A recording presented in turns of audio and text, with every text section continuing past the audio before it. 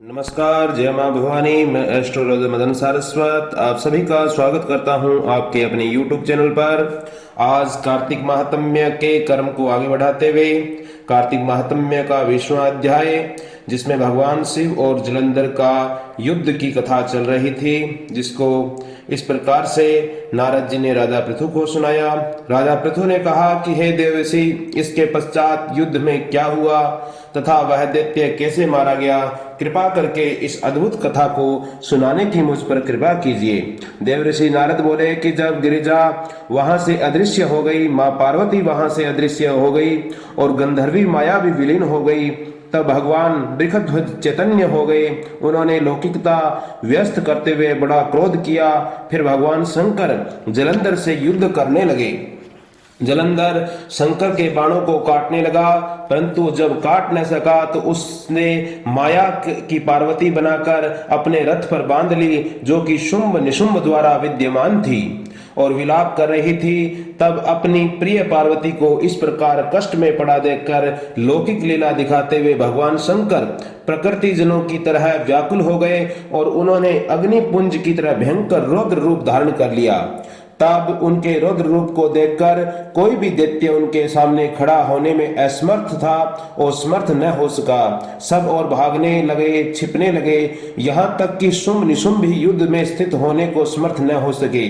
जलंधर की सारी माया क्षण मात्र में नष्ट हो गई। संग्राम में चारों ओर हाहाकार होने लगा। शिवजी ने उन भागते हुए शुंभ निशुंभ को शाप देकर बड़ी धिक्कार दी और उनसे कहा कि तुम दोनों बड़े दुष्ट हो, तुमने मेरा बड़ा अपराध किया है। तुम पार्वती को मारते थे और अब युद्ध से भागते हो। तुमने पाप किया है, इससे अब मैं तुम्हें नहीं मारूंगा। तुम्हें गौरी अवश्य मारेगी। अब तुम गौरी के हाथों से ही मरोगे। इसलिए शुंभ और निशुंभ दोनों का वध मां गौरी के हाथ से हुआ था। शिवजी के ऐसा कहने पर समुद्र पुत्र जलंधर ने क्रोध की अग्नि में भड़ककर क्रोध की अग्नि के समान प्रज्वलित हो उठा। उसने शिवजी पर घोर बाण वर्षा कर दी और पृथ्वी पर अंधकार सा छा गया। तब उस दैत्य की ऐसी चेष्टा देखकर भगवान शंकर बड़े ही क्रोधित हुए और उन्होंने अपने चरण गुप्त से बनाए हुए सुदर्शन चक्र को चलाकर उसका सिर काट दिया। एक प्रचंड शब्द के साथ उसका सिर पृथ्वी पर गिर पड़ा और महान हाहाकार होने लगा और अजन पर्वत के समान उसके शरीर के दो खंड हो गए।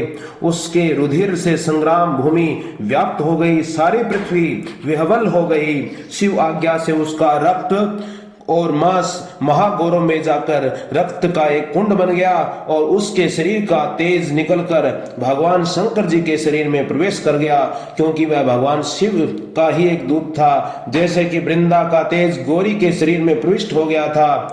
और जलंधर को मरा हुआ देखकर देवता, गंधर्व और सर्व संपन्न हो गए। इस प्रकार यह 20वां अध्याय संपन्न हुआ। आगे की कथा 21वें अध्याय में यह महात्म्य कल रहेगा। आज इतना ही, और आगे की कथा आप सुनना चाहते हैं तो आप कमेंट बॉक्स में अवश्य लिखें और चैनल को सब्सक्राइब कर लें, बेल आइकन दबाना भी ना भूलें, ताकि आगामी और भी कथाएं आपको मिलती रहें। आप मुझको बता दिया करें कि आपको एकादशी महात्म्य की कथा या कार्तिक महात्म्य के अलावा अन्य कथाएं भी आपको चाहिए, तो आप कमेंट बॉक्स में लिख सकते हैं। जय श्री राम, जय मां भवानी।